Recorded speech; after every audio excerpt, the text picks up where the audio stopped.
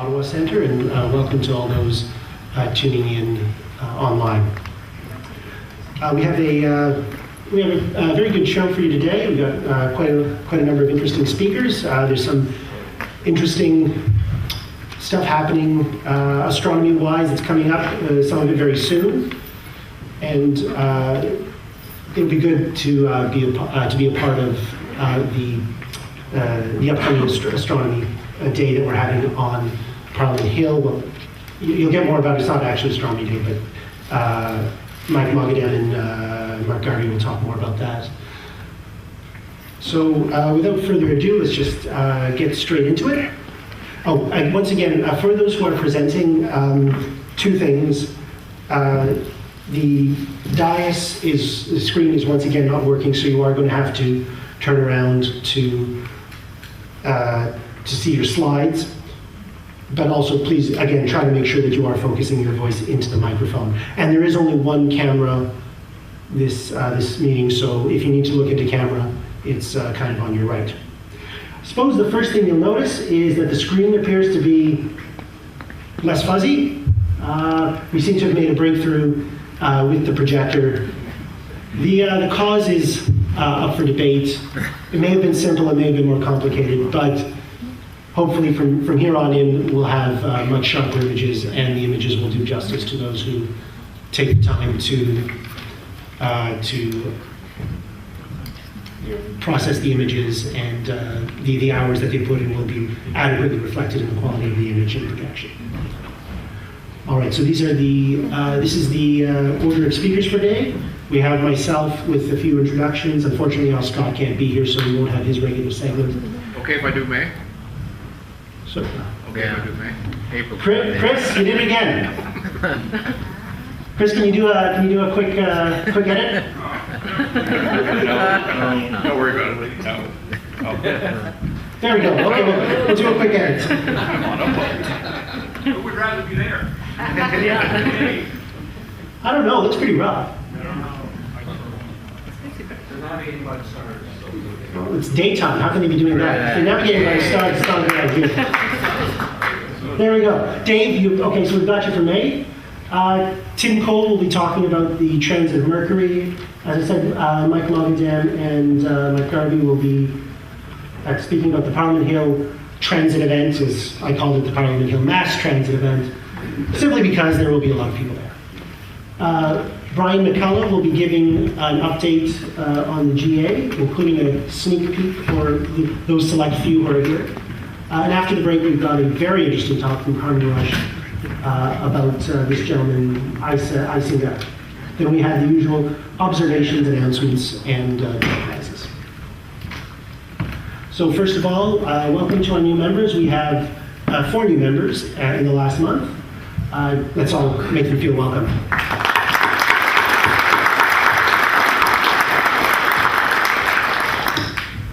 Thank you for taking the time to join this wonderful organization. As I say every month, I hope you find it as rewarding as I have over the last 17 years, nearly, that I've been a member. Members in the news, we've had quite a few. First of all, we've had Is Red Light Best? An article in Sky and Telescope authored by none other than Rob Dick. Well done, Rob. It's been a long time since we've had a full article by an Ottawa member published in Sky and Telescope. And that's the full article. Seems a bit blurry on the left side.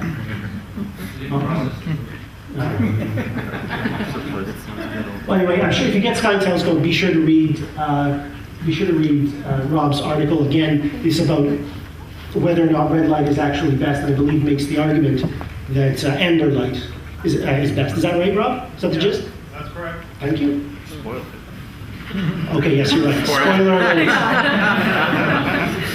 Believe, I'm sure Rob, actually does the argument justice rather than just blurts it out. I'm a lawyer, I don't have to prove it. All right, rather sadly, we have the passing of a member, Miss Margaret Jane Wrigley.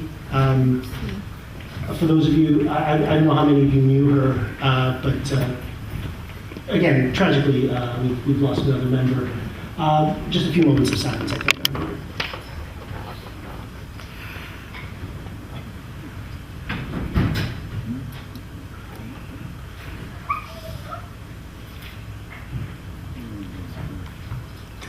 All right, moving on. This was a congratulations issued by the National Center to one of our members who has been a national director and who has been editing astronauts for a long time. Karen Finstad has worked tirelessly with the center and was working as a director and at national office, and has had to resign there, but they gave her some very kind words, and I'll just read it out. Karen has contributed immensely to the board, to the National Council, and to the society in general. She has created a sustainable model that her successor can step into with relative ease, has delineated the board secretary's role from that of the National Council, and has offered thoughtful and critical analysis and insight into every board decision over the past 2 years. We on the board will miss her presence, and wish her and her family nothing but the best. If you have the opportunity to do so, please be sure to thank Karen for her hard work on your behalf. And Karen is here tonight. She's in the top right corner of the stands, so I think a round of applause in order. Thank you very much.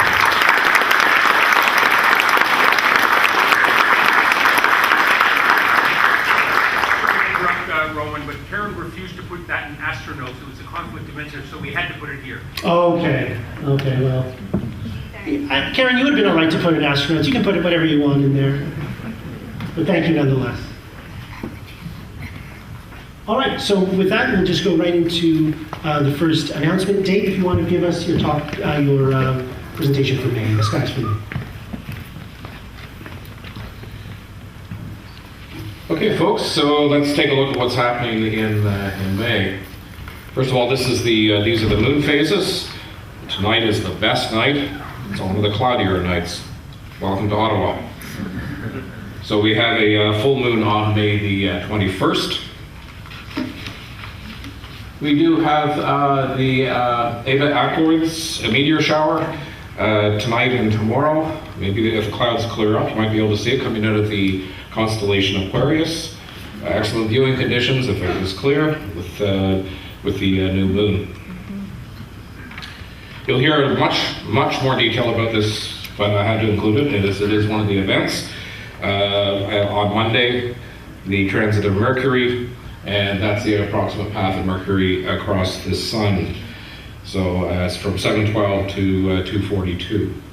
It is, for those of you who are new to astronomy, Mercury is very, very small. You cannot see it even with a protected eye. You need to look at it through a telescope. Venus is not visible at all this month, and Mars is visible at opposition on May the 22nd. Jupiter is visible all month. Saturn is also visible all month, and it will be at a reasonable time about halfway through the month. You don't have to get up at 3 o'clock in the morning to look at it. Uranus is visible early morning later on in the month, and Neptune is visible also in the early morning all month. International Space Station, the best viewing date and viewing time is May the 28th, and it will be rising to 79 degrees. It'll almost be directly overhead. There's a picture of the path of the International Space Station. And one last little thought for the day. There you go. Thank you.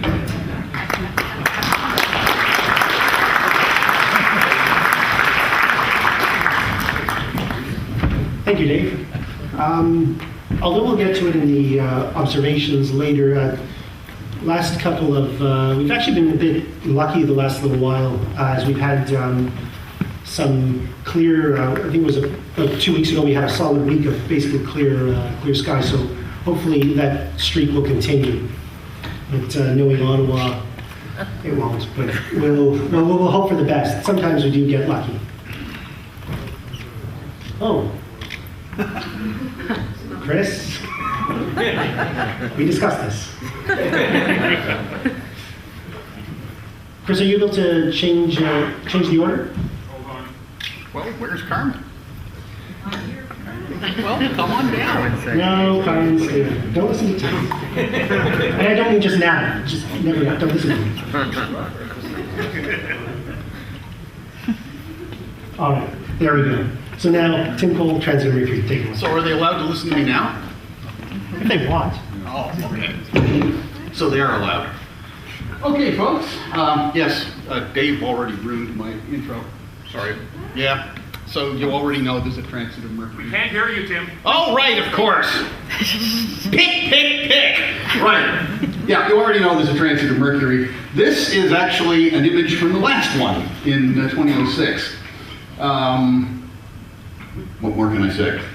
Now, just wanted to give you a quick rundown on what happens with a transit. Basically, we have a small object passing in front of a bigger object. That's the definition of a transit.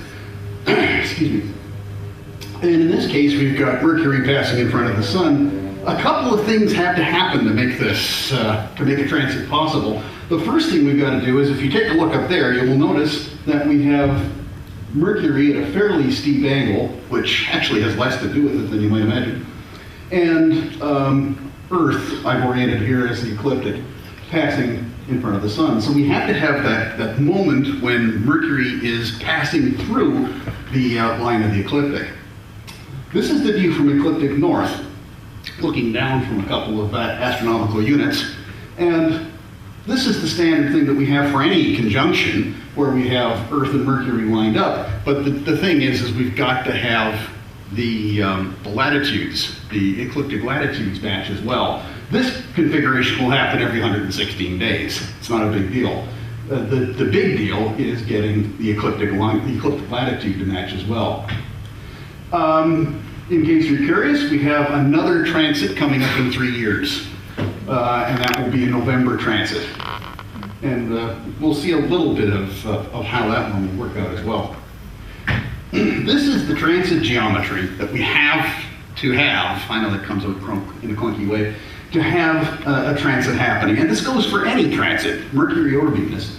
In this case, we happen to have the May transit, so we have Mercury here at a descending node. Not that that matters terribly much.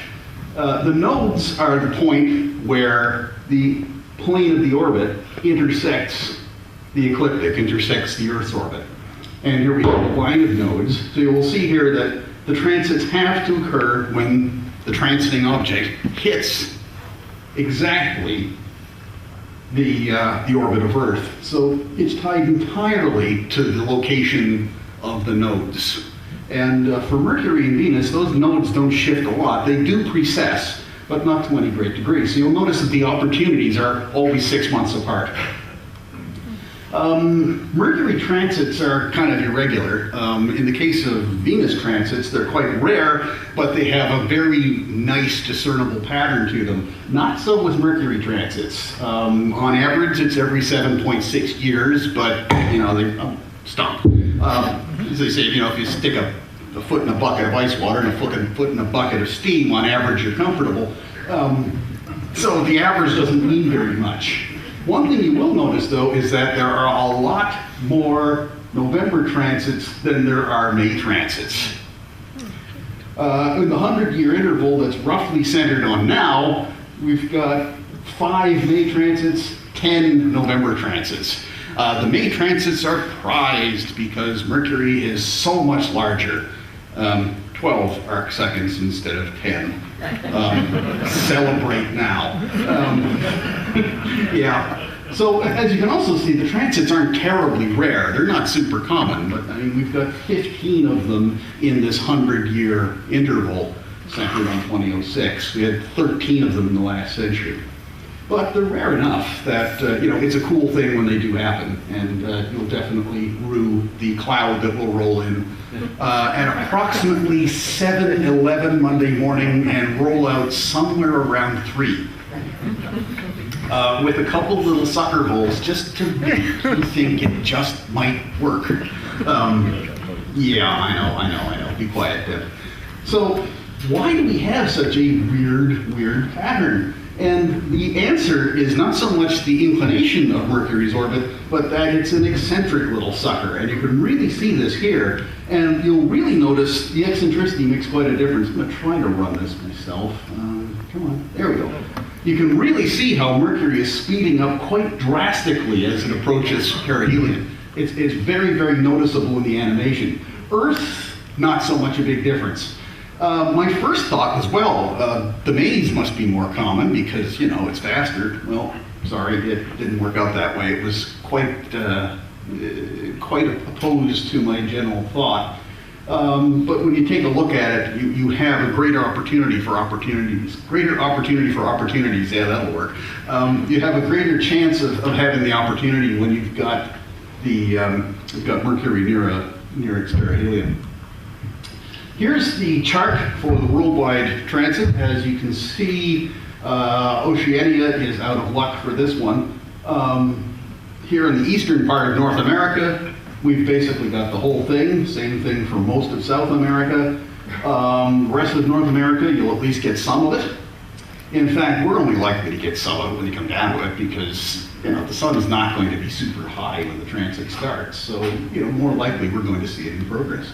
So we have a very good opportunity. What this does tell us is that if we are clouded out, we have a very good opportunity, a very good chance of being able to stream the image from somewhere relatively nearby.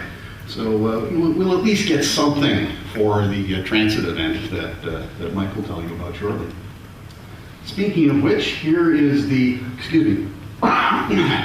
here's the chart of the hill centered on the eternal flame, I think.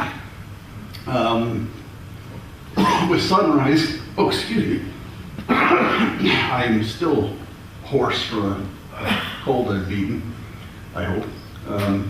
If not, somebody better not lick the microphone afterwards. Anyway, yeah, sorry. Okay, sunrise, what this is telling you is sunrise we're not going to be able to see from the hill, which is fine because we won't be there. And for the ingress phase from the hill, it will be blocked by Mike Duffy.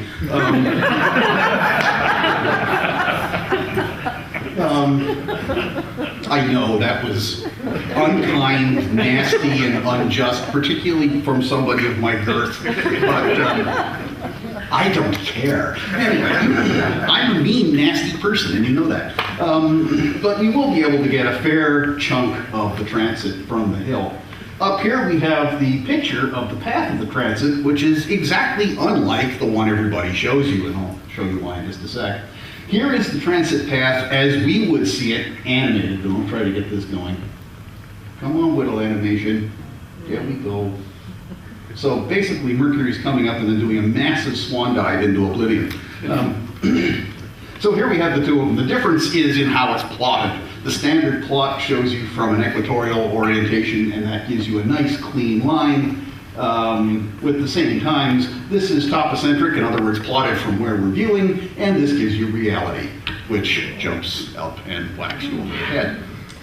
So if you're looking, stop that, behave, thank you. The point is that it's not going to be a neat, clean path across the sun, which you might suggest if it were a straight line. So if you've lost touch of where Mercury is, it might not be where you expect it to be, because if you're thinking of that straight line, it's going to be quite a bit different. You will probably have to do a bit of searching around. Excuse me. So here's the thing. Sun, 32 arc minutes. Mercury, 12 arc seconds. Or about 1/160th of the sun's diameter. Yes, I know it's 1/158th, but I'm lazy when I type. Now, and honestly, I didn't think the difference was really worth mentioning, except that never mind. Anyway, so one thing that we've got going for us is that Mercury is going to show up as a very sharp disk on the sun. And that's the big advantage you've got, is that the contrast should be quite high. Now, I've taken a look at space weather, and it looks like we will have a good chance for having some nice sunspots relatively near Mercury for some of its transit, which should make it fun for displaying and just for enjoying. So that's always nice because, particularly if you're doing this as an outreach event, not necessarily for ours but anywhere else, this has a great potential to be underwhelming for many people. I think it's cool, you think it's cool, but most other people will look and say, that's it? I mean, I came out here and that's it? Hey, look, Edmund Halley sailed to St. Helena to see it, and it only took him 8 months and 7 people dying from scurvy. I mean, you know. I mean, heck, it was so popular, Napoleon went there later. But seriously, I mean, it is kind of an acquired taste, truly. I mean, just to see something like this, to my mind, what's fun about it is that you're getting a sneak preview of, you're getting a sneak peek at the machinery of the solar system. We just see planets moving in the sky, and it's just a moving dot in the sky. Whereas here, you're getting the opportunity to really see, really get your face into it, that you've got stuff moving around the sun, that you really do have this big and cool orbital ballet happening. And that may be something that's worth playing up when you're showing this to other people, that you're really getting a peek at the mechanics. And this is fairly rare, but you know, the bragging rights alone I don't think are enough. I think it's cool that we're seeing how things are fit together. Give you an idea of the size, I've taken an image from the transit of Venus that you may recall. Venus was a good-sized disk that you could see with even a pair of eclipse glasses. But there is Mercury on the same disk, and it's a lot tinier. As I've mentioned, the only thing you've got going for you is that the sunspots are going to be fairly diffuse, and Mercury is going to be quite a hard, contrasty surface. I was doing a little experimenting a couple of days back, and it strikes me that if you can filter your image, something like a continuum filter or a green filter, you might have a better chance of finding Mercury because you're going to improve your contrast a bit, and you're going to cut down a bit of the seeing effects. Naturally, that will probably not work because I'm planning to try it, but it might be worth trying anyway. There's enlarged 200%. That is roughly what I was able to see with a 4-inch refractor and a 5mm eyepiece. So even with, you're going to want all the magnification you can get. Excuse me. Sorry about this, folks. You're going to want magnification because that's the only chance you've really got of seeing it. But the good news is that it's accessible with even a modest telescope. I don't think you'll have much luck with binoculars, but even a reasonable telescope that you wouldn't mind hauling out somewhere will be fine. You're not going to need a monster scope with enormous magnification to see this. You are going to need a little tenacity to pull your way through it. So there you go, folks. Transit of Mercury coming up. Sacrifice chickens to the weather gods. And let's hope it all works and we get something to see. If all else fails, we get another crack to be disappointed in 3 years.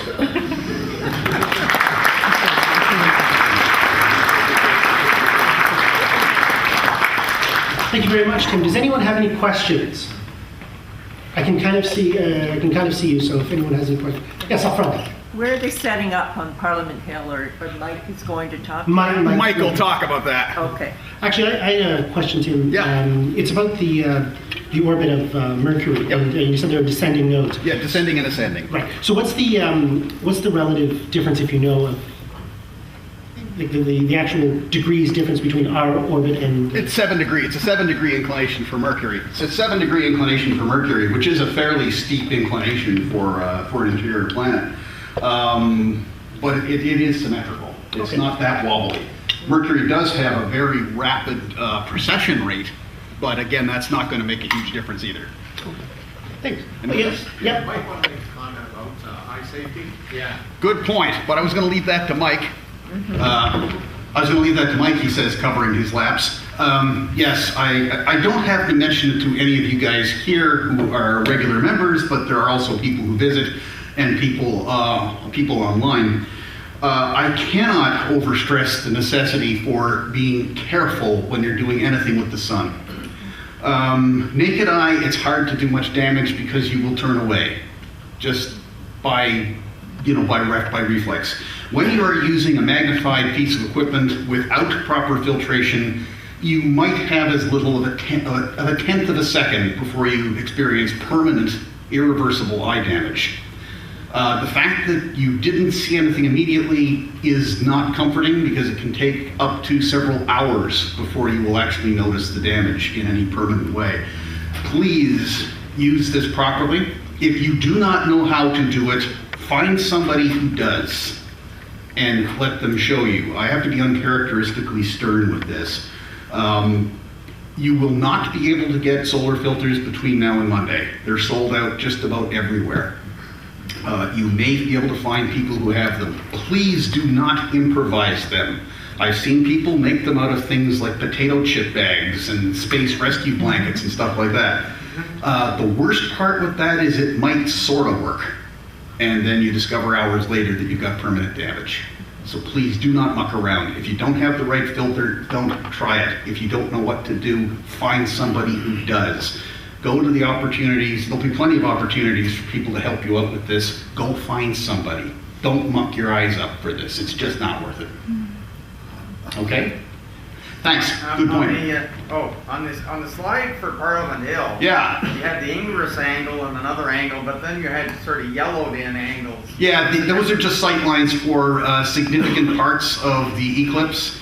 Sunrise, sunset, ingress, maximum, and I will let Mike speak to that. So what's the best time to come up to the Parliament Hill to see everything? Well, at 6 o'clock to get a good spot. I'm not sure when we're actually planning to convene. Our maximum eclipse time would be at about shortly before 11 o'clock. Anytime after 10, there's probably a good chance of seeing something. But I will let Mike get into the details on that. I left something for him. Actually, I left a lot for him. Up the top, yes. Yeah, I just want to mention, Roman, that it's not just for the transit, but it's to learn about our closest star, the beauty about it, the danger about it. So it's an overall 101 about the sun. Okay, excellent point. Just in case nobody caught that. Yeah, this isn't just the transit. This is a great opportunity to catch the sun, which is truly a wonderful thing to observe. And after this is over, you will have plenty of opportunities to buy filters. It's just that in any kind of a big sun event like this, there's a run of them. Normally, they're not hard to get. Okay? I think we can. Question? One last question. Tim, with the transit of Venus, everyone's so anxious to try to see the black drop effect. Yeah. With Mercury being so much smaller, is there any chance of seeing the black drop? The black drop effect, which actually was apparently less significant for the last transit of Venus that we had. This is the effect of, if you take your fingers and hold them together and peer at a light, and just as you take them apart, you'll notice that they seem to stick together a little bit. That's the black drop effect, and it's a real effect. It actually is diffraction. It turns out to be worse with bad optics. So if you've got good optics, which most people did for the transit of Venus, it wasn't a big problem. You could notice it, but it wasn't a big problem.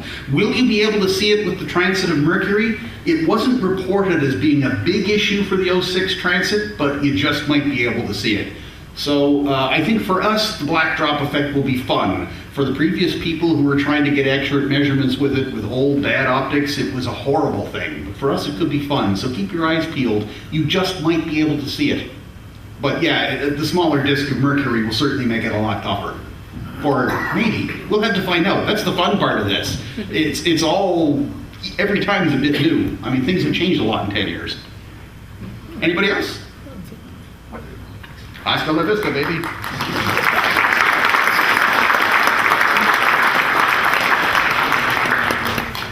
Thank you, Tim. And I have some, at least temporary, good news.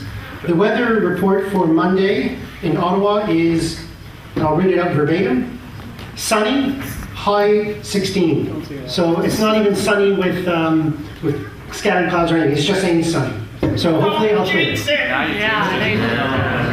Thanks a lot. Do I have to read out our policy on pseudoscience? Just don't do it here. Okay. Go buy a chicken from Tim. I sacrificed them all. I ate them. They were good. There is a story in Roman mythology about sacrificing Roman chicken. mythology? Yes, Tim, thank you. But you really don't want to hear that story because it doesn't end well. Oh, good. For the chickens or for the people trying to sacrifice them. There was what you mentioned about about Edmund Halley traveling to St. Helena reminded me of a story from the transit of Venus in the 18th century, where one gentleman, French, traveled from France to India. Le Gentil.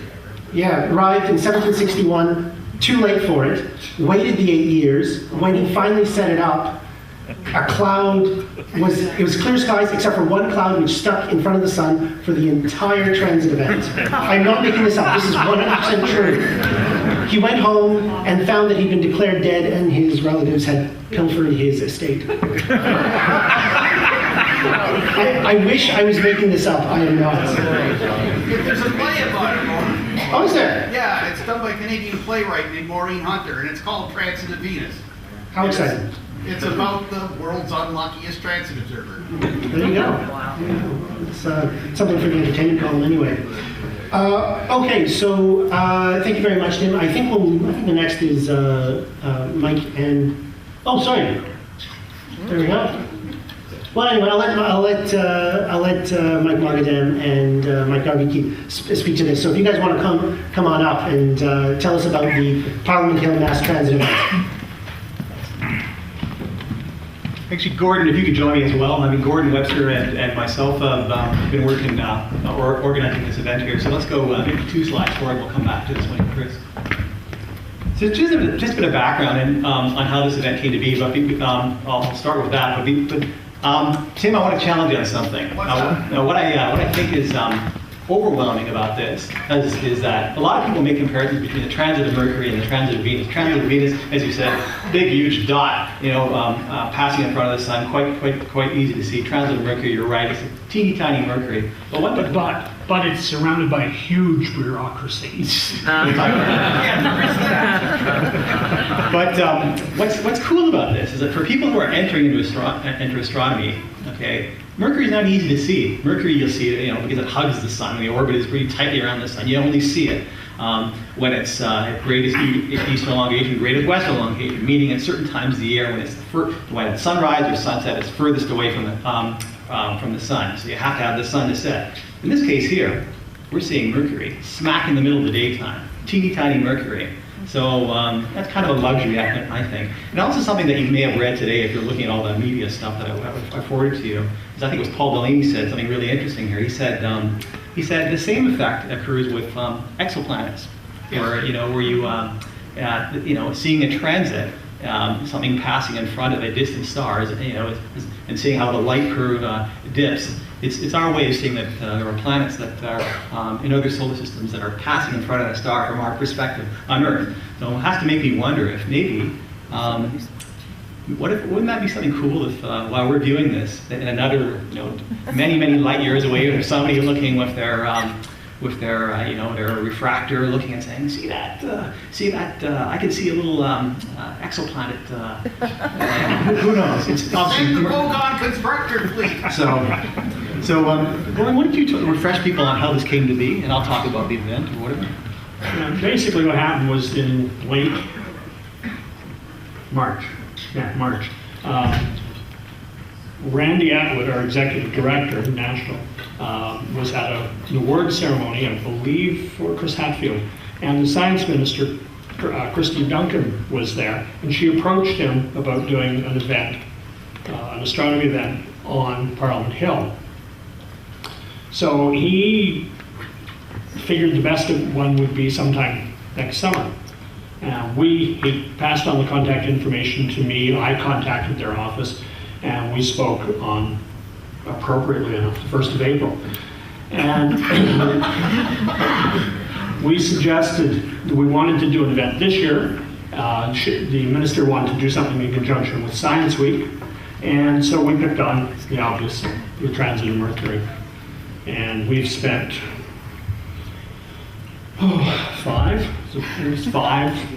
6 conference calls trying to sort this all out. The RCP has some interesting ideas about what you can and cannot bring onto the hill all the time. Anyway, that's where we are. We've got all the bugs we go ironed out. Everything is set, and we're good to go for Monday. Mike will give you the details. Okay, so we've got 32 volunteers signed up, bringing 25 scopes. That's it. We're limited. As Gordon says, go on. No, I was just going to say, if anybody else wants to volunteer, thank you, but we can't accept it because we had to give a list of all of the telescopes to the RCMP, and they have a limit. They have us down as only having 18 scopes, and we submitted a list of 25, so I don't know which one of us can't add, but. Yeah, so there's a lot of restrictions, as Gordon says here. If you bring a telescope onto the hill and you haven't registered, I'm sorry, we're going to have to send you away. That's how tough it is. Of course, if you want to show up on the hill without a telescope, you're welcome to join us. We've also, I think, I mentioned to a group of you many of you that we have a bus that's bringing all of the volunteers with telescopes and anyone who wants to join us on the bus. At the same time, we want to arrive at the hill at the same time. Why? Because we are anticipating some difficulties with the hill security, and we don't want to have the Lone Ranger setting up the scope, ahead of us or taking it down behind us. Setting up a location, Janet, you asked. So it's you know where the Centennial Flame is. We're going to set up between the Centennial Flame and We should be right around here. and Centennial Flame's there. and the front stairs leading up to Central Block. Okay, actually on the west side of the pathway. You won't have any problem missing us or seeing us, I should say. Great Freudian slip, Mike. If you're missing us, just bring out your scope. You should be able to find us. What's also interesting, I should mention as well, is that I was looking on one of the solar websites, observing websites. There's a big honking sunspot just coming around the sun right now. So that's going to be very, very interesting. I'm sure in a couple of days, on May 9th, Monday, it should be, hopefully it won't be right on top of it. It's going to align with Mercury following across. We got just about every kind of solar scope. So as Tim said, you really should, and don't do anything like looking at yourself. We got everything. All right, we got some, including some nice video astronomy from Jim Thompson and Tim. White light, H alpha projection. It should be pretty impressive. I wanted to say a couple things about that before I close about the promotions. So you folks heard about Gary Boyle has been just doing a stellar job. Gary, I know you're here. Thank you for this. So he was on the radio. You heard this morning at 580 CFRA, actually this afternoon. He's going to be on CFRA again with Matt Scooby at 9:19 on Sunday morning. Hallie Cotton is going to interview him on the Hill live at 8:15 on Monday morning. We're close to having John Ruddle of CTV News interviewing him at 12 noon on the Hill. There was an article online on the Ottawa Citizen. Tom Spears wrote that. I'm hoping it actually appears in the paper tomorrow. We'll see. It's been tweeted by a number of you and put on Facebook by a number of you who sent me notes. Thank you for that. And we managed to send out, I think it's a little late, but we got it out anyhow, an email to all science teachers in the Ottawa Carleton District School Board. So I'm hoping that pans out and does something. There's also been a lot of communications inside the federal government as well. Yeah. So you're going to be on TV, so shirts and ties for everybody. Yeah. The scenario, the actual scenario that we had to create for the minister says that dress is business casual. Okay.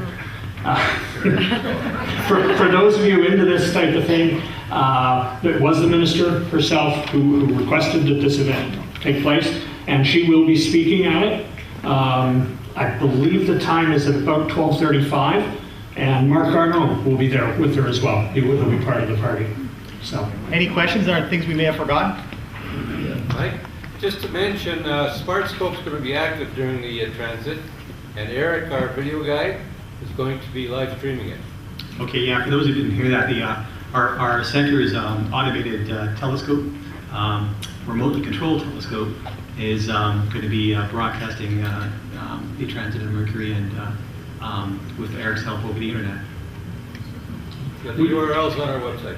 we have plans afoot to have live streaming on the Hill, but it depends on whether we can get a table, whether we're allowed by the RCMP to have a table to set the monitor on. Don't laugh.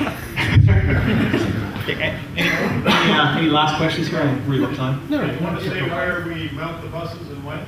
I'd rather only tell that to the volunteers, okay? If there are some people who want it, we have probably about 10 rides, 10, I would say 10 spaces, I should say. 10 to 15. Well, we're going with 32 volunteers. Yeah, but I wouldn't need space for students. Yeah.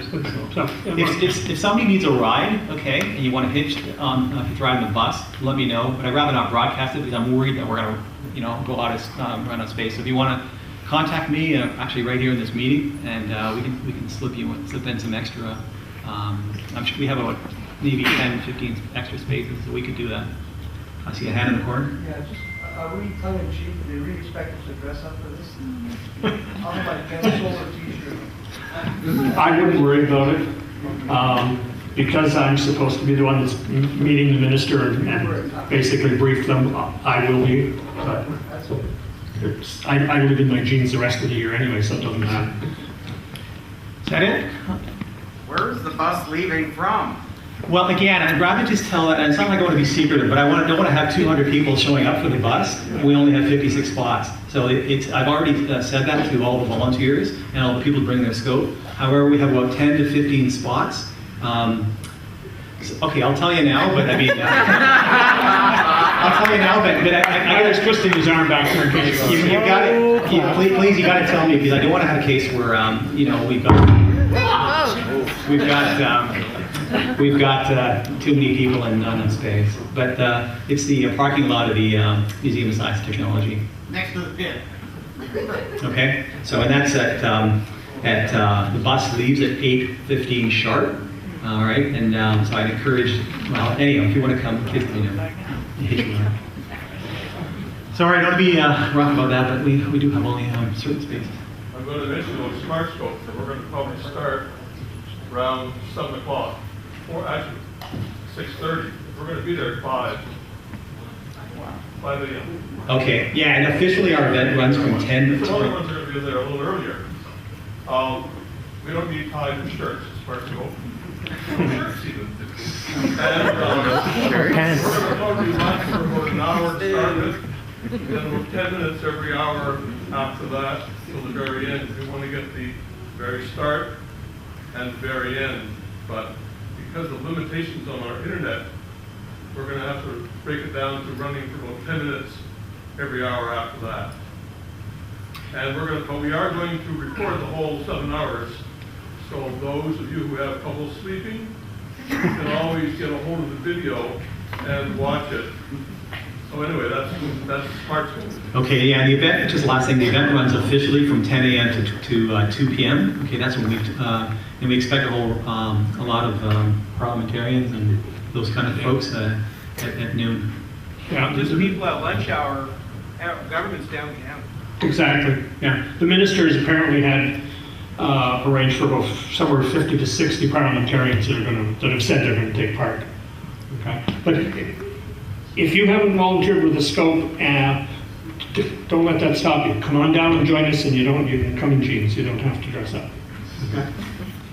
One point, Gordon, just to make sure it's out, this is open to anybody in the public. Anybody. Yeah. Anybody in the public can come, and the more the merrier. Can bureaucrats come? We will even tolerate bureaucrats. Cavity searches. Thanks very much, guys.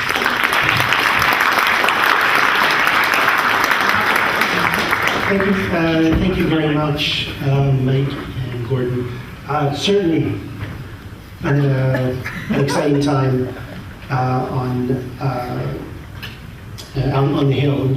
A great chance for some exposure and to teach people who might not otherwise have daily or regular interactions with science, some very interesting, topical science that doesn't happen all that often. It's every couple of years.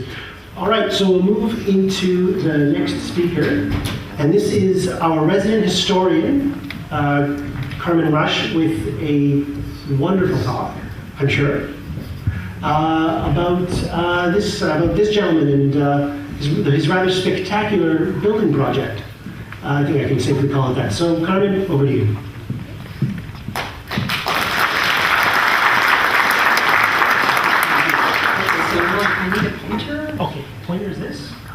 And, yeah, and this is your slide. Okay, well, welcome this evening, and I'm here to give you another talk about a walk back in time, another interesting story that I've found this time in my travels. Because a year ago in April, I took a trip to the Netherlands to visit relatives. And while I was there, I went to a small town called Franeker to visit a planetarium that was built in the late 1700s by a woolcomber with no formal education. His name was Eisinga. You're going to hear a lot of very strange names because the man was from Friesland. It's a province in the north of Holland, and they speak a very different language, Fries, up there. So it's quite interesting. Eisinga was born on February 21st, 1744 in a small town called Dronrape. So if you're not too up on your Dutch landscape, that this is the map of Holland and Friesland is the province up the north. And just to give you some perspective, actually I should go back one.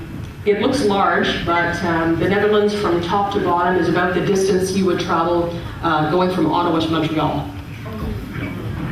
So, you think, wow, that's a big province, but not at all, because the area that I'm going to talk about, Dronrape, where Eisinga was born, is right here, and Franeker is where he eventually moved and built his planetarium, and that's a distance of about 10 kilometers. And this is where he's born. It's now, I think actually someone lives in there, it looks like.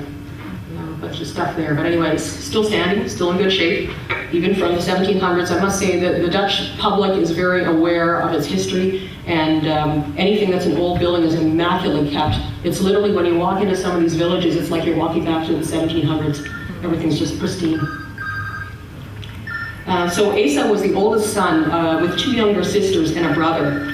His father was a woolcomber by trade, someone who processed wool from the sheep into thread so it could be woven into fabric. But his father, Jelte, had a hobby on the side. He was very good at mathematics, astronomy, and mechanics, and he was self-taught. And he was very handy also. He built sundials and small machines. And Eise inherited this talent from his father. When he was 12 years old, he had to leave elementary school to help his father with his business. But Jelte then tutored him in math and astronomy on the side, and when Eise was 14, his father sent him to Franeker once a week to be tutored in Euclidean mathematics. So I showed you earlier, yeah, that's only a distance of 10 kilometers, but the poor boy had to walk that distance there and back to be tutored by this gentleman who was a friend of the family. His name was Willem Weekses. By the age of 17, and I apologize for this picture, he's certainly not 17 here. I had to give you something to look at, so I'll get to that part of it later. Anyway, this is what a 17-year-old looks like when he's probably 16. By the age of 17, Eise had already written a 665-page book on mathematics based on what he had learned from his tutor. And even today, it's the marvel of the scientific community. And at 18, he wrote another two books, one on astronomy and the other on sundials. And this sundial is one that he built himself. It's on Franeker time. And I'll talk about that a little bit later. Then came a fourth book, this time on eclipses, in which he calculated all the future eclipses of the sun and the moon from the years 1762 to 1800. Remember, with no formal education, just that bit of tutoring. But he was lucky because he lived in a great era of scientific discovery. In the province of Friesland in particular, there were many what were called farmer professors who were self-taught astronomers with telescopes that they had built themselves. I went to one museum and I got a whole lot of other names, so that's fuel for another talk. The general public in general was very aware of the starry skies because they were primarily farmers and relied on the changes in the night sky, and there was no light pollution then, so people were very aware of what was going on up in the heavens. Through his tutor in Franeker, Eise was introduced to many learned people because Franeker was a university town that had municipal status dating to the year 1200 and a university that was founded in 1585, and it attracted students from all over Europe. On June 6, 1761, the transit of Venus was to occur, and the farmer professors and university were well aware of it. Eise was able to accompany a group that met with wealthy citizens in a castle near a larger town called Leeuwarden to witness the transit. This is the typical equipment they would have used. With their telescopes, images were projected onto the screen. Measurements were also then taken to determine the size of the sun and the sun-to-Earth distance. And this event was a pivotal one for Eise. He was only 17 at the time, and from then on he threw himself into the study of stars, planets, moons, meteorites, and many sundials. When he was 24, he married a woman called Pietje Jacobs, and the young couple moved to Franeker. And they moved to this house, but obviously the sign planetarium was not on it at that point. In the end, they had 3 children, a girl that died in infancy, and then 2 boys, Jelte and Jacobus. And both sons also were gifted in math and science. So Eise there began his own wool combing business, like his father, and he was very successful. This is typically what they would have, the working conditions in that kind of period of time. Wool combing was actually a big business, and Eise was very successful in it. In 1820, he won an international prize for his wool dyeing. And in Franeker in particular, there were 21 wool combers, and it was a wealthy business to be in because wool was the primary source of fabric, so it was in very much demand. But it was also hard and very smelly work because the wool had to be washed and combed and dyed and spun into thread so that it could be woven into fabric on a loom. And Eise himself had many wealthy clients in other towns and cities. Well, building a planetarium was not at all on his mind at that point, but a celestial event in 1774 was about to change all that. Astronomers determined that a conjunction, or lining up of Mercury, Venus, Mars, Jupiter, and the Moon would occur in the early morning of Sunday, May the 8th, 1774. So this is an artist's rendition of that conjunction. So there is a lining up of the planets and the Moon. They determined then that the exact date of the event. But in the meantime, a newspaper in the neighboring town published a letter by a, quote, seeker of the truth that said that it was a sign that the end of the world was coming, something like this.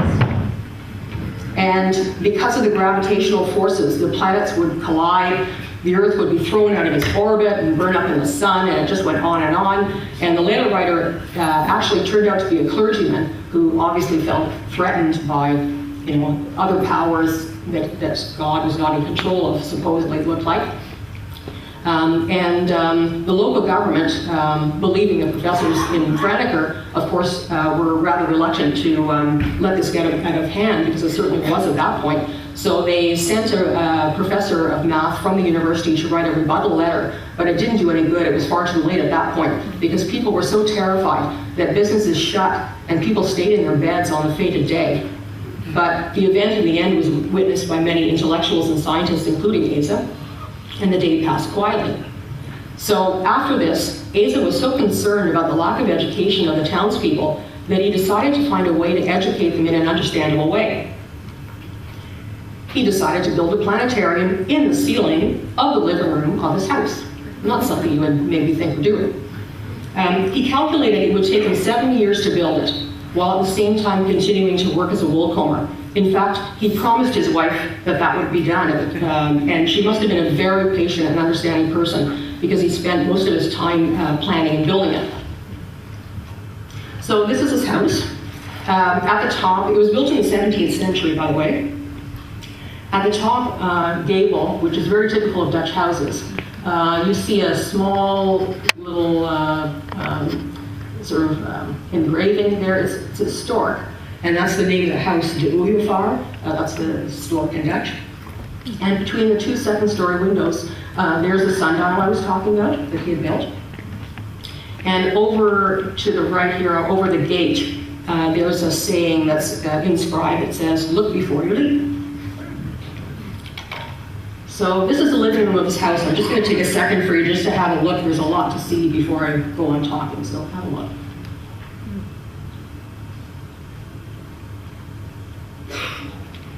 Sorry, it's a little bit grainy, but it's very hard to get pictures of this on the internet. So in every way, it certainly was a room where they lived, and basically in those times, their living quarters was everything all together. What you can't see behind here, behind the table, is the hearth where they would cook their meals. They ate them at the table here. There are the dishes. They slept in this little cubby hole here. They slept sitting up because they were afraid that if they slept lying down, the blood would run to their heads and they would all go crazy. Interestingly, that Eise was such a scientist, really, and then he still really did believe that. And then this little cupboard here, you could pull out the drawer, and the kids slept in there. Very different times. I don't think there are too many kids these days that would put up with that. So, and on the ceiling, you can see a part of the working model of this solar system.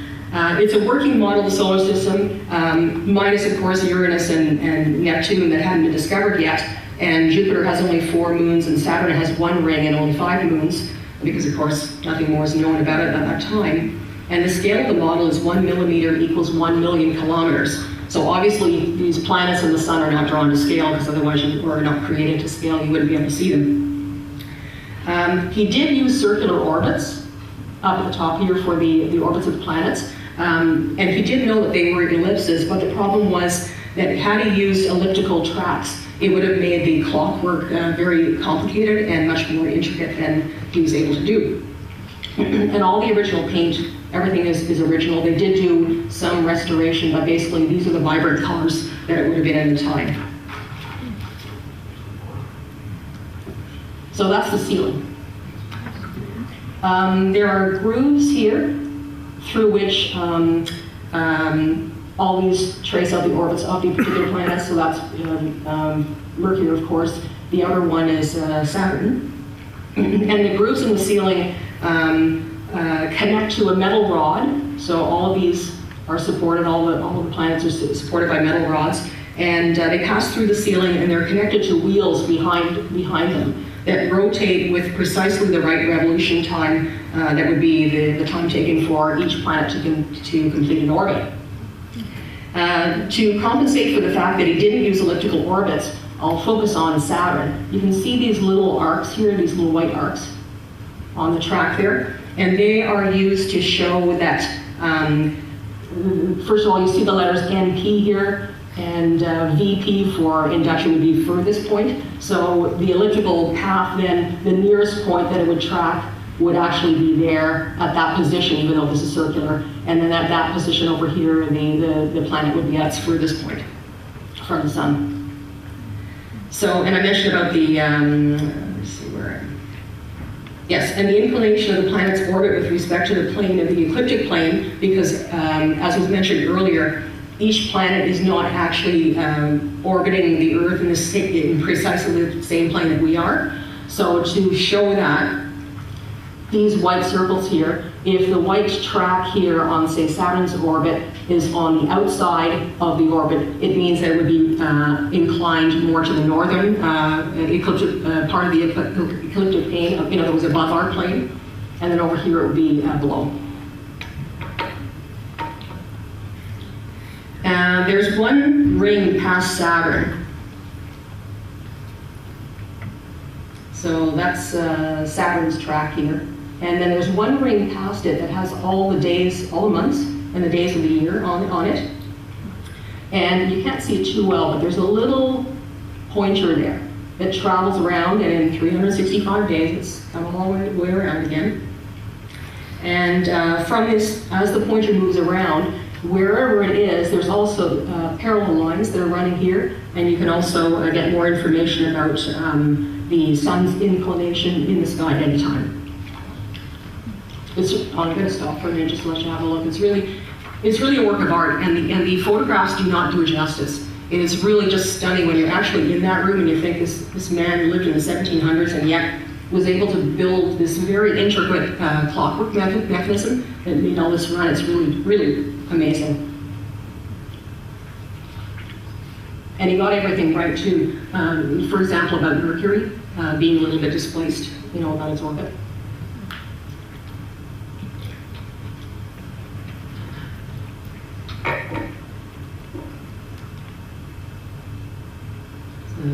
Another view, and I'm going to talk about these dials in a second here. Did you ever know know about Sir Isaac Newton. Because Sir Isaac Newton made an, what do they call them, an orrery? Right. Very similar, only tabletop. Probably unlikely. And so he probably didn't I think know. unlikely because he didn't really have contact with scientists. He was just a woolcomber and franticer that had some higher education, you know, luckily just through a bit of tutoring, and he just liked to tinker around and build things. So over here, you can see a dial that shows, as it turns around, that the arrow points to the day of the week, what sign of the zodiac you're in, the date, and this date there's a wheel that rotates underneath here, and every 22 years it has to be rewritten because the dates obviously change. So obviously they have meticulously kept this up. Been along following after him, very proud citizens of Franeker that have maintained that building. And there are also moon dials. You can see, quite a few moon dials. One shows the position of the point of intersection of the moon's orbit with the signs of the zodiac. Another shows the distance between this point and the moon. Another shows the phases of the moon. That one is over here. These dials just keep rotating around it. Another shows the part of the moon's orbit that's over the plane of the Earth's orbit and under. And another dial predicts lunar and solar eclipse times. And this one here is this particular disk here I'm going to talk about next. That is a planisphere for Franeker for all times of the year. It's basically a star map, and it shows the constellations that would be in view both in the daytime and the nighttime. So there's a disk behind here that just rotates out of view, and whatever you can see at a particular part of the day, it comes into view there. And this vertical metal rod is the meridian, and there are 6 curved lines that point to the main compass points. So again, I remind you, this was constructed in the late 1700s by a man with little formal education. No telescopes. He didn't have a telescope of his own, actually. No calculators, computers, and every single movement is perfectly accurate. So the question is, how did he build it all?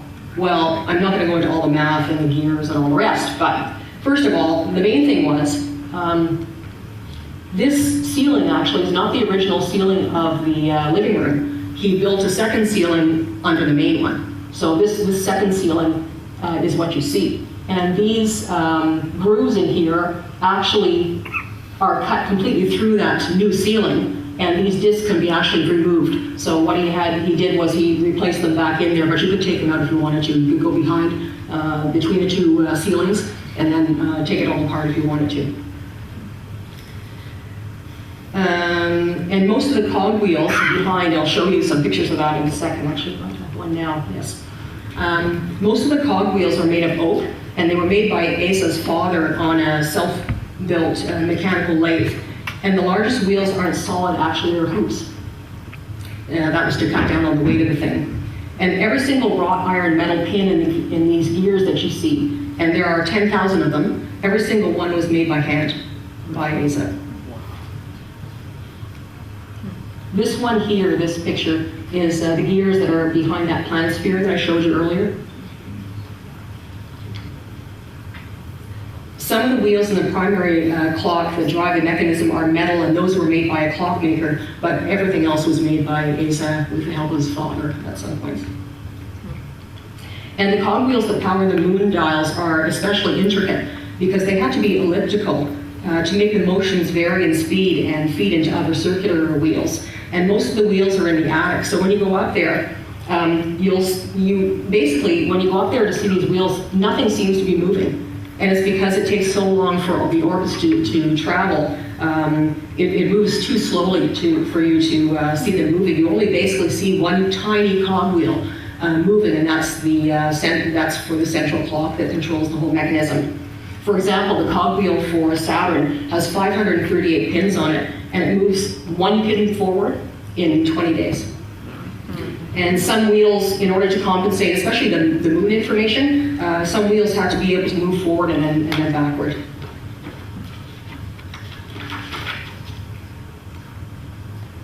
There's another view up there. and these would be in the attic then. And this guy down here is Mr. Nobody. I just couldn't find a better picture. It's not Eise. And the power to get all this equipment running and to get the wheels in motion comes from 8 weights, and they're attached to a main axis, and these hang in these little closets on either side of the bed. And they require minor adjustments from time to time. And in fact, only one pendulum regulates the entire speed of the mechanism, and it's above the bed cupboard. You can't see it, but it would be swinging above here, behind the wall. At first, Eise wanted that particular pendulum to be 1 meter long and swing 60 times a minute, all very logical. And the construction of the entire planetarium was almost finished. And at the last minute, Eise noticed that a pendulum that long would mean that he would in fact have to cut a hole in the roof above the bed where they slept and let the pendulum swing freely right above their heads. So obviously his wife was not impressed, and she vetoed it. So he had to cut 25 centimeters off that pendulum, and that was a really big deal because then all the gears were out of sync in terms of the timing. So he had to retime and readjust every single gear in the entire ceiling. So in the end, he did use the shorter pendulum, and it swung 80 times a minute, and everything was in working order. And wisely, he wrote 2 books so that anybody who would want to take on that planetarium after he passed on would know how to maintain it. Well, very few people, in fact, knew what he was up to, because he was a wool comber by day and a construction expert by night. But eventually word did get out to the university, and in 1782, just as he was finishing the planetarium, Professor Van Swinden from the University of Franeker came for a visit to see things himself. And he returned later with some colleagues, and they were absolutely mesmerized because they didn't understand at all how it worked. It took them days, in fact, months of careful scrutiny and asking all these questions to actually figure out the math and the science behind it. And in the end, Van Swinden himself wrote a book about it. Well, the university itself was so impressed with Eise, they decided to give him guest lecture status on astronomy. And he was in fact very popular with the students because he wasn't a conventional teacher. He would take the students outside the town walls in the evening so that they could have a clear view of the starry skies. And he used to sit on a stool. And the story goes that once when he was called away for a brief time, which was a setup by the students cut the legs off the stool and just left the seat behind. So when he came back, he just stood there and said in a very good-natured way, well, either the sky has risen or the earth has fallen. And that was that. Just carried on. They never tried it again. Well, he was getting bored again because he just finished this planetarium and life was too conventional. So he decided to get involved in politics and social causes. And in 1776, he became a collector of the poor. That's someone who organizes the administration of donations to the poor. And then later, officer of the Civic Guard. And in 1777, he was elected to the town council and became a tax collector. But it wasn't a very good time to be involved in politics because political turmoil was beginning in the Netherlands at this time. The Dutch had just lost the 4th Anglo-Dutch War in 1780 to the British, and there was growing resistance to William V's rule. And a band of revolutionaries called the Patriots, they almost look American, and there's good reason for that. So there was this band of revolutionaries then that was starting to take hold, and they called themselves the Patriots. And they modeled their principles on the American independence of 1776 and the French Revolution. And Franeker actually was a big hotspot for them. They were getting considerable support. So poor William V was forced to flee with his wife, Princess Wilhelmina of Prussia. And in retaliation for this, her brother, Frederick William II of Prussia, sent 20,000 troops to the Netherlands to help squash this rebellion. Now, unfortunately, at the time, Eise was on the town council, and the Patriots, most of the town council members were also Patriots. He wasn't really, he was kind of trying to take a back seat on that, but he was implicated because he was, sitting with them. So he and other members were forced to flee and leave their families behind. And many of them went to northern France because at that point, with the French Revolution, they were more sympathetic to that sort of patriotic slant. but Eise decided to go to Gronau in Germany.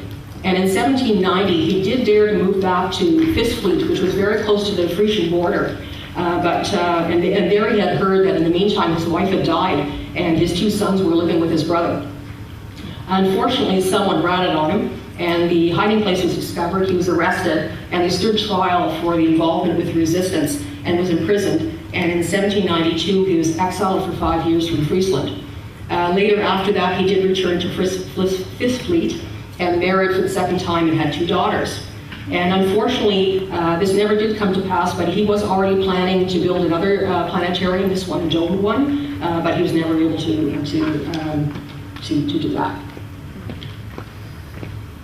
You might recognize the person on the horse. Well, political turmoil continued, supported by the French army and Napoleon. The Patriots returned from exile in 1795, but then the French, instead of being allies to the Dutch, had certainly another idea in mind. They turned around and conquered the Netherlands. And actually, this benefited Eise because after that his exile was ended and he was allowed to return to Franeker. So he did return, finally, with his new wife and 2 daughters, and was reunited with his 2 sons. But in the meantime, all his possessions had been sold, and his house was rented out to strangers. The planetarium, everything in the ceiling was still intact, but it was not operational anymore. Well, after a year, the rent was up, and then he was able to get back into his house. So thankfully, he was able to get the planetarium started. He started his roll call business again, and he was appointed curator of academics at a high school in Franeker. It was at this time that his oldest son passed away at the age of 34. However, unfortunately then, by the order of Napoleon, the university in Franeker was closed in 1811 and never reopened again. And the Netherlands remained under French control until the defeat of Napoleon in 1813. And I remember my Dutch grandmother saying that there are actually in Dutch, there are a number of French words, and she always was telling the story that, yeah, it's from Napoleon, and I never really understood. So actually I learned a lot about Dutch history at this point doing this talk. So after the defeat of Napoleon, the Netherlands, the Dutch monarchy returned, this time under King William I, who was the son of William V. William V actually was not called a monarch, he was called a stadtholder. I don't know enough about history to know why that was. But actually this was a very fortunate turn of events because King William ended up being his most valuable ally. The king awarded Eise the Order of the Lion in the Netherlands in 1816. And in 1818 and 1820, he paid him a personal visit with his Crown Prince Frederick to see the famous planetarium. And in 1826, he bought the planetarium from Eise Eisinga for 10,000 guilders, which in that day was an astronomical sum of money. And he was actually, Eise himself was shocked that why would a monarch want to buy it, but it's just because he was just so impressed with it. So he and his son were allowed to live in the house rent-free. They received an annual salary to maintain and show the planetarium. And in 1827, a formal portrait was painted of him, and there's an inscription above here that in Latin it means he reaches fiery castles of lights.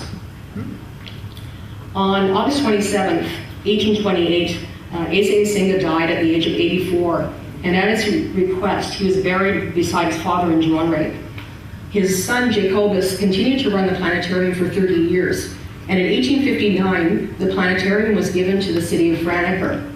Then, after Jacobus's death, his daughter Sukia managed the building, and then her sister Jeltje, and then her daughter Hitje. I'm not exaggerating, these are their names, it's a very different language, ran it until April 1922. And this was the last of the direct descendants of the Eisinga family. Since then, the planetarium has been run by many different people. At one point, it was with a clockmaker. I did manage to find a picture of one of the gentlemen because he, in fact, was quite famous. He ran the planetarium for 42 years. He looks a little bit shell-shocked. I thought maybe after running a planetarium for 42 years, that would do it to him. His name was Parka Terpstra, and he ran it from 1941 to 1983. The interesting thing is, I was only 8 years old when I saw this planetarium for the first time because my mother is Dutch and all of our relatives are in Holland. So we, every 3 years, would go over to visit mainly our grandparents. And my grandparents lived in Friesland. So my grandfather, when I was 8, I remember saying, oh, I have to take you to the planetarium. I didn't understand what that was at all. And when I still have, oh, I don't know what I did. Oh, maybe I did. I still have these vivid memories of my grandparents didn't have a car, no problem in Holland because they have such great transit. The trains, if the train comes at 2:01, it's there, 2:01. If you're there at 2:02, forget it, it's gone. So very, appropriately, we went to the station, we took the train up to Friesland, and up to Leeuwarden, and then another little train went to Franeker, and then we had to get off and walk, into this ancient-looking little town, walled town with lots of canals, and then we walked into this room, and there are all the plants hanging from the ceiling. So I've never forgotten it. And interestingly enough, that would have been in the 1960s, so he would have been the curator then. I've seen him now for the first time. In 1983, then it was taken over by another gentleman called Hank Nieuwenhuis, and he expanded the museum to show the wool combing business also. And there's a little museum beside the house where that is all shown. And after that, the planetarium underwent a major restoration in 1997 and was made a foundation in 2002. So other than the planetarium, there are other ways to remember him. A stone with his name is on the church in Dronrape, where he's born. And the house that I showed you earlier, that's still standing. And in that little village, there is a statue of him opposite his house.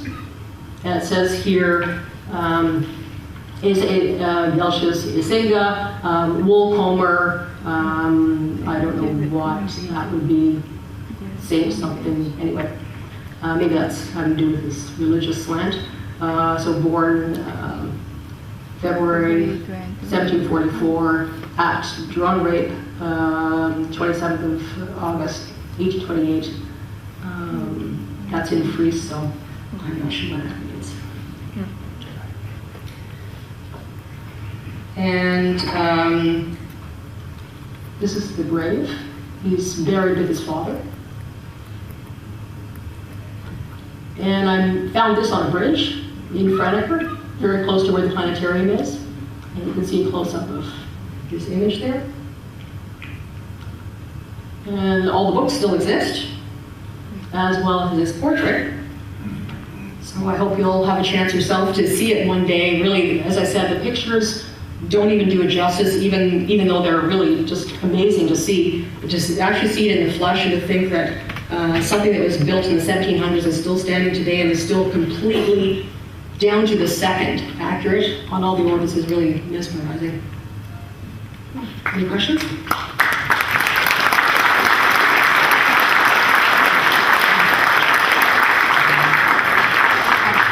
Chuck, do you have a question? Yeah, just a quick one. I'm surprised that all that survived 2 world wars. Mm-hmm. Yeah. Well, I think what helped was Friesland is like way up north. Not too many people. Basically, for most of the Netherlands' history, it was basically farmland. Nothing really of value. The university in Franeker closed, in Napoleon's time, so I think it was just kind of overlooked and nobody even bothered to bomb it. It's surprising though, because if you look at the geography, just going to go back. Just going to go back to the map.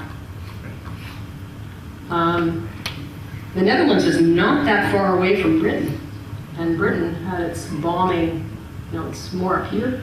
So it's not really that far away. If you're wondering what these lines are, they are the big dikes that were built because these 2 pieces of land were not land until the latest one, I think, was even in the 1970s. They drained what they call a polder. They drained the seabed and built these huge, massive dikes here, and they used it as farmland. It's amazing, actually, when you actually get a chance. I drove across this dike.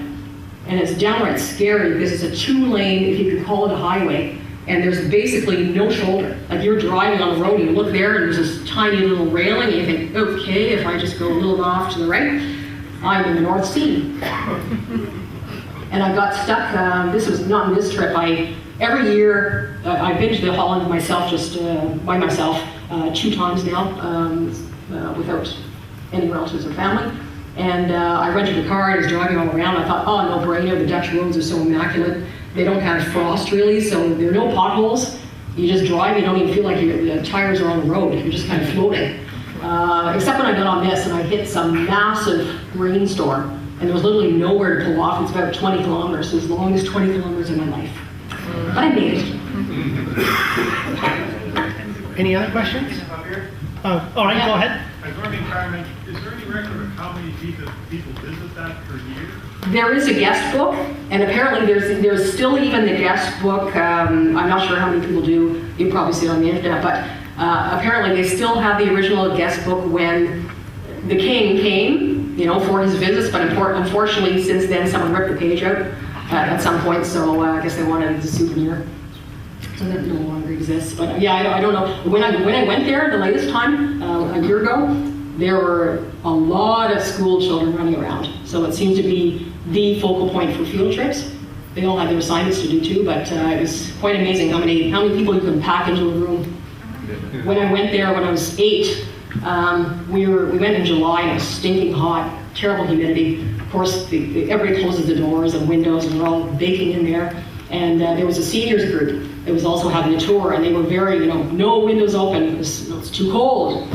We're all sitting there, and I was standing there beside my sister, my younger sister, and all of a sudden, I could see out of the corner of my eye, she's going down and down. And she fainted dead out, and my mother at least had the presence of mind to pull her glasses off, because in those days you didn't have shadowproof lenses. So she didn't have a spare pair of glasses for her, so she grabbed the glasses and poured these on the floor. Then the windows went open though. So I have very, very different memories about that planetarium. So rather than grab your sister. That's right, she grabbed the glasses. We're all still talking about that in the family. Oh, you remember? And my sister just goes, gosh. It's good to have priorities. Yeah. Any other questions? Oh, Jen? One quick one. What was the approximate size of that room? Well, you might get a better relief. I don't know the actual dimensions, but it's not big because, I don't know what I pressed.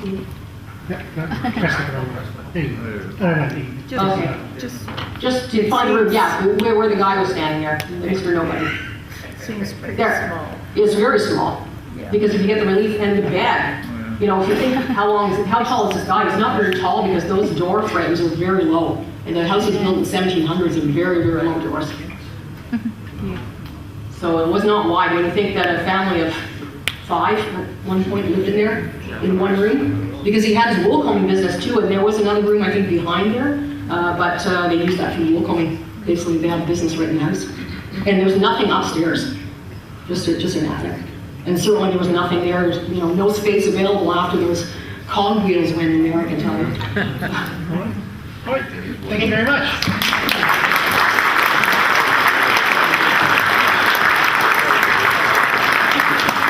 Thank you very much, Carmen. That was very interesting. Actually, a quick internet search seems to indicate that the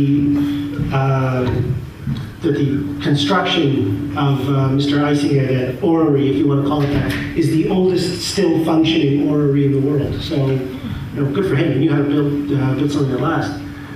All right. So now on to the observations. We have 2 observers, Dave and Bob. If you want to come down. And we'll just go in order. Dave, you're up first. Okay.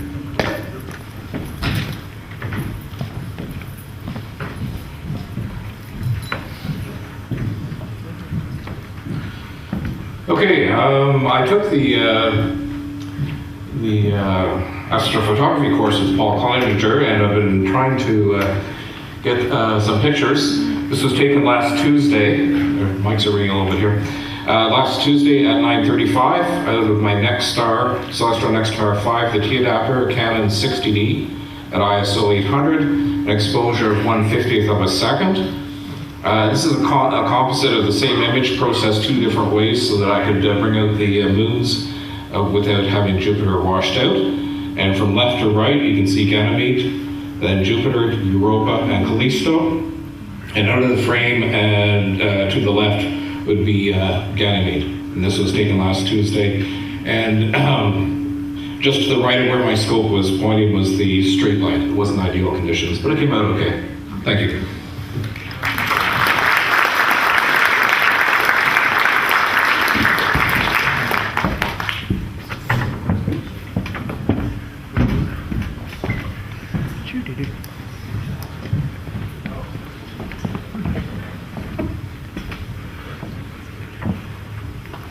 Do I?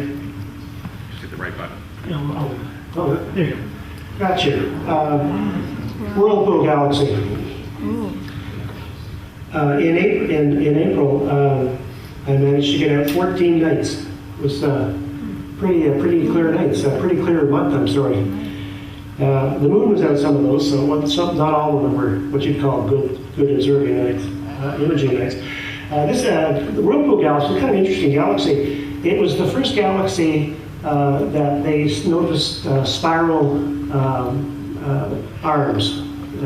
They didn't know what they were, but they noticed them. And it was done by a guy called Lord Rossi. And he used a 72-inch refractor to do that. And in the 1800s, if I had the lights on, I could tell you when exactly, but I can't. So 1840, maybe something like that, he noticed this. Yeah, it's okay. It's okay. You'll notice that it's actually two galaxies, and the little galaxy looks like it's getting sucked into the big galaxy. But in actual fact, it's behind the big galaxy, and they're making a wild guess here, but they think that about 500 million years ago, it came from the back to the front, out towards us, and then it turned around for gravitational pull, and about 50 or 100 million years ago, it went screaming back the other way. And that's sort of what's given it the whirlpool effect. It's about, I think, 23 million light years away. And I'm going to show you 3 galaxies that I imaged this month, and they're all up near the Big Dipper, so they're high in the sky. They're all visible with telescopes, so if you have a telescope, get out and take a look at it. Okay, Sunflower Galaxy. You'll notice that it's also made up of a whole bunch of little short arms.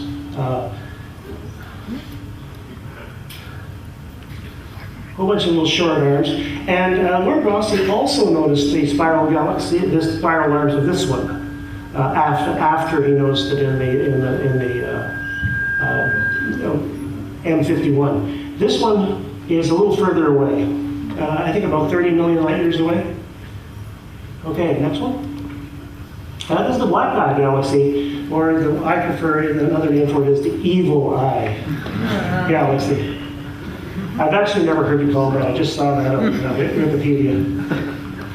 It's about the same distance as is the galaxy M51, 23 million light years away about. And what's interesting about this is that you'll notice that there's an inner ring, a couple of inner rings. They are rotating around in opposite directions, which is very difficult to explain. The most likely cause is maybe a combination of two galaxies spinning in other directions, collided. I mean, they're making a lot of guesses. Okay, thank you.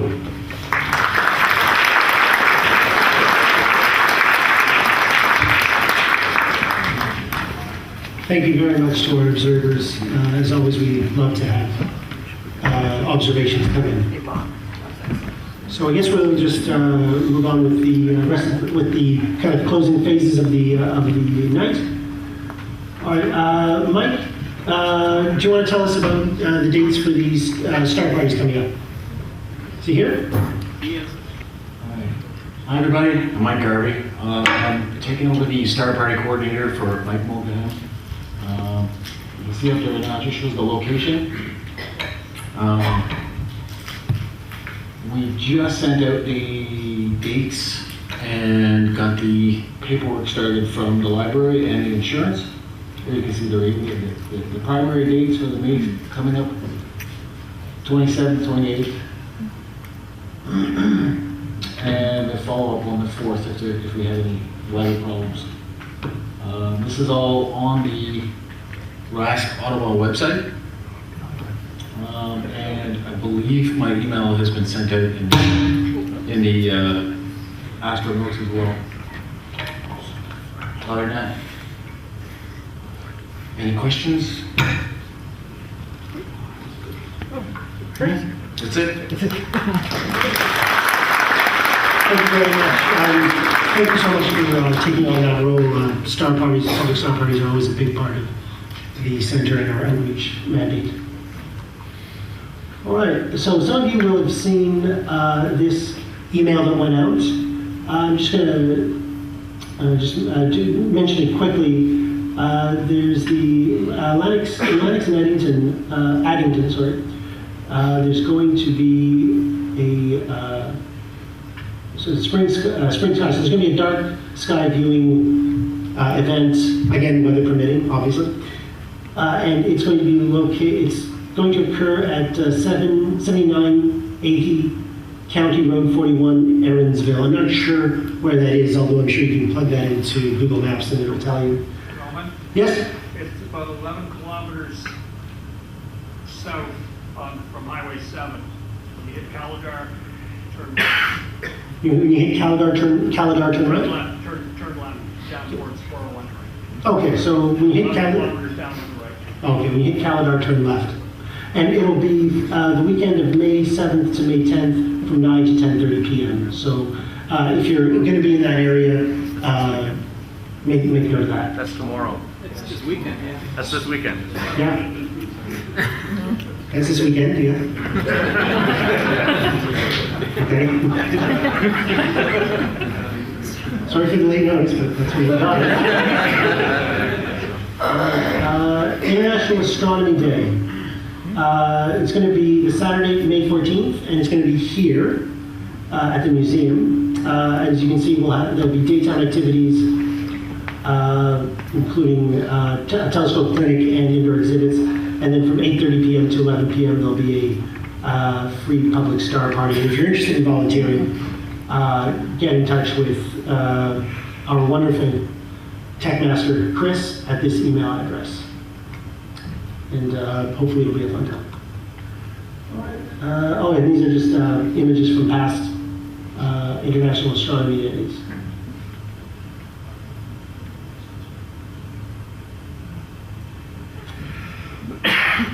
And obviously we have to join the Wi-Fi. No idea why that's suddenly happening. Whatever. So look, it's a fun time. It'll be a fun time, no question. All right. Rob, do you want to mention something quickly here? This is your little. I don't know if there's any more information than this on here, but you're better able to tell it. All the information's on the slide, but I'm here to promote it. Twice a year, invite people up to my observatory. It's got a 24-inch Tony and Cassegrain, and in a building observatory, 38 acres of open field where you can set up telescopes and so on. It's kind of in the located Carlton Place. Here's Perth, here's Smiths Falls, and it's right down here. If we actually, it's to drive down, usually it's Highway 416, go through, turn off at North Gore, then follow the highway down to Smiths Falls, south of Smiths Falls to there. I think, and it's an open house, so you can come on the Friday night, I'll be there. If it's cloudy, show up on Saturday. If you plan on coming on Saturday, it's bound to be cloudy on Saturday, but it'll be clear on Friday. And usually on the Saturday night, we go into Perth for dinner. I don't pay for that, you do. But I'll set the reservation, so please contact me during the week before if you want to go down, so I'll go to the dinner so I can make sure there's a reservation. And depending upon your constitution, you can go swimming in the lake. I won't follow. Some people, however, if you decide to drive, and as you get older and older, you don't like to drive back at 1, 2, 3, 4 in the morning, you can always camp in the field. Again, there's plenty of room there. There's no more cattle in the fields, and so you don't have to worry about that. The next slide shows a bit more of a blow-up of it. Here's Perth, Smiths Falls, and you drive down, perhaps down to Lombardy, then you drive along the Rideau Ferry Road, and just by the bridge, you go southwest. If you want to get a map, email me, and I will email it out to you. And I don't publish it too much, simply because I don't want ne'er-do-wells finding it too much. But it'll be interesting because Mars is going to be large, and with the 24-inch Cassegrain, it's neat to see Mars at 1,000 power. Weather seeing permitting, of course. I don't think I've used it up at 1,000 power for a few years, but when it is good, it is astounding. So again, it's the last weekend of the month, May 26th on Friday after 8 p.m. Make sure I get up there. And then on Saturday, the next night after 5 p.m. Usually we go to dinner around 5 p.m. to dine, back about 8 p.m. to observe. I advise you not to come out at midnight because it's dark and there aren't any lights there. So you'll not be appreciated if you drive in with your eye beams on. So please give us a call if you're interested, and I'll fill you in with more detail. And we'll also test out amber light here. Okay, see you then.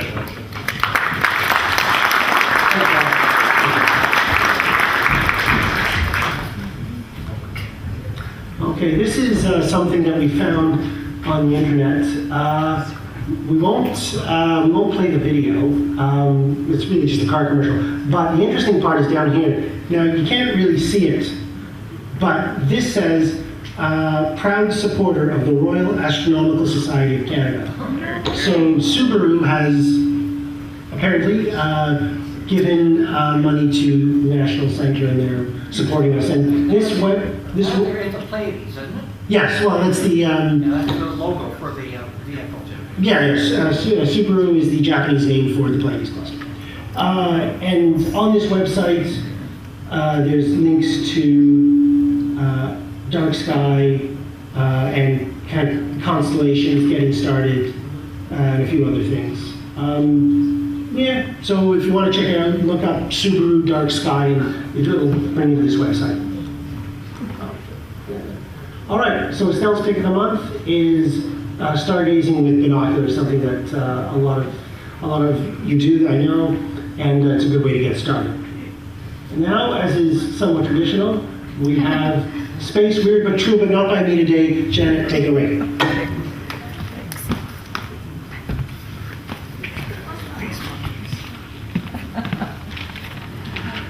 Hello, everybody. First, I'd like to thank Roadside America for bringing this story to my attention. The following comments that I'm going to be making were put together, but with their report and with information and pictures gleaned from Wikipedia and Pinterest. So in other words, the only thing that's original about my comments is my editorial slant. So the first slide here, we see, and the reason I'm doing this is because the anniversary of their launch is coming up at the end of May. So what we see here is Miss Baker, her name. See her lovely beads around her neck. She was a squirrel monkey, seen posing here with a model Jupiter AM-18 rocket. She had a companion monkey whose name was Miss Abel. We'll see her in a minute. She was a rhesus monkey. And on May 28, 1959, the two of them were propelled 580 kilometers into space from Cape Canaveral. So almost 57 years ago today. The pair made history by being the first two animals to survive a 16-minute space flight, which included 9 minutes of weightlessness during their 2,400-kilometer trip. Upon Miss Baker's return from space, she was compensated with a banana and a cracker, and then immediately rolled over and went to sleep. Next slide. So you see her companion, Miss Abel, there on the left. I love these names, Miss Abel and Miss Baker. Unlike her companion, who died 4 days later from cardiac arrest, Miss Baker went on to live a long and coddled life.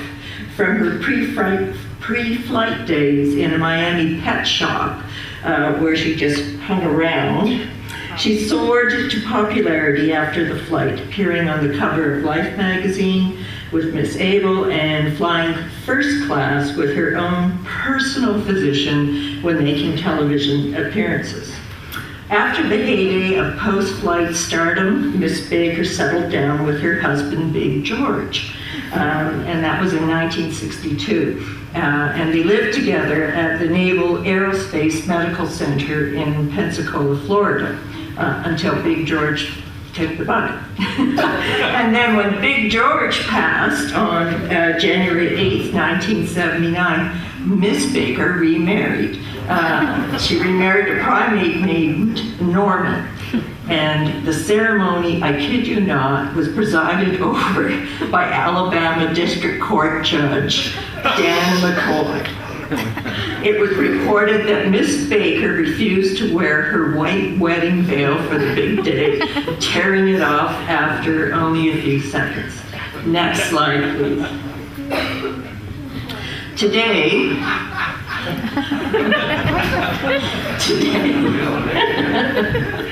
I didn't know if I could get through this with a straight face. Today, her Monkey Knot space capsule can be seen by visitors in the U.S. Space and Rocket Center Museum in Huntsville, Alabama, where her granite tombstone, which we see here, stands outside the main entrance. The inscription on the pillar reads, "First U.S. animal to fly in space and return alive." Miss Baker is interred along with her two husbands, Big George and Norman. According to the museum website, there is no admission to visit her grave, and children who visit the museum frequently place a banana on her monument in her memory. Next slide, please. So, Miss Baker, on the upcoming 57th anniversary of your space flight, we salute you and all animals who gave their lives in the pursuit of the advancement of space exploration. Thank you.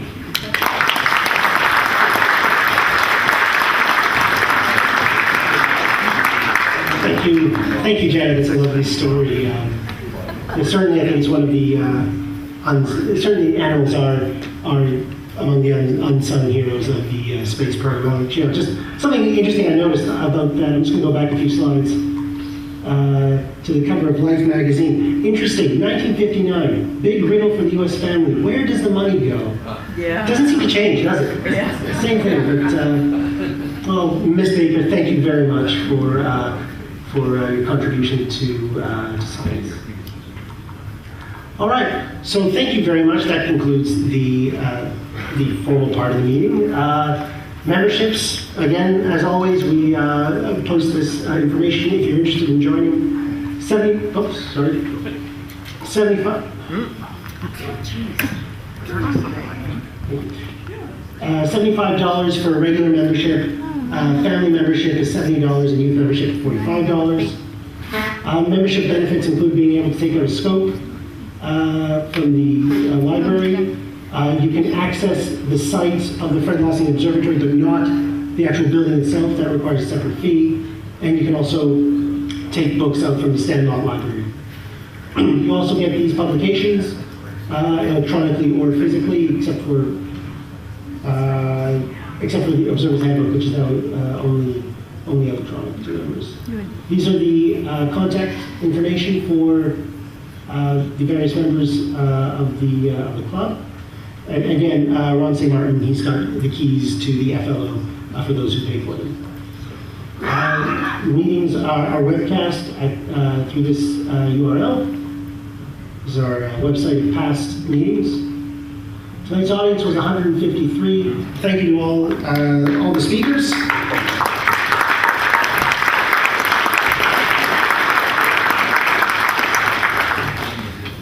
Thank you to all those who tuned in on the web, and if you've downloaded this later and watched it, thank you very much for doing that as well.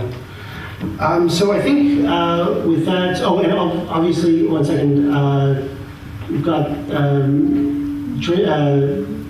snacks available from Martin and Fraser out the front after the meeting. And as usual, the after-meeting meeting is at Grace O'Malley's, or Gracie's as it's called. Our next meeting will be at 7:30 p.m. Friday, June 3rd. First Friday of June. I think we're going to need a new picture. I think we've got a new image here. Is it, actually, that's a good question. Is that a swap table night? I know traditionally it is, but... June and December, it's every 6 months. June and December, so the swap table will ostensibly be happening. Again, it'll just be a chance for you to come in and maybe get a good deal and trade. Begins at 7 though. Okay. Begins early. Begins at 7, that's right. So, it's a swap table. The name's explanatory in the title, so yeah. Just again, come in and swap stories or swap equipment, I guess. All right, and so thank you very much. We can close out the live streaming. Thank you very much to everyone for joining, whether here in the studio or on the web.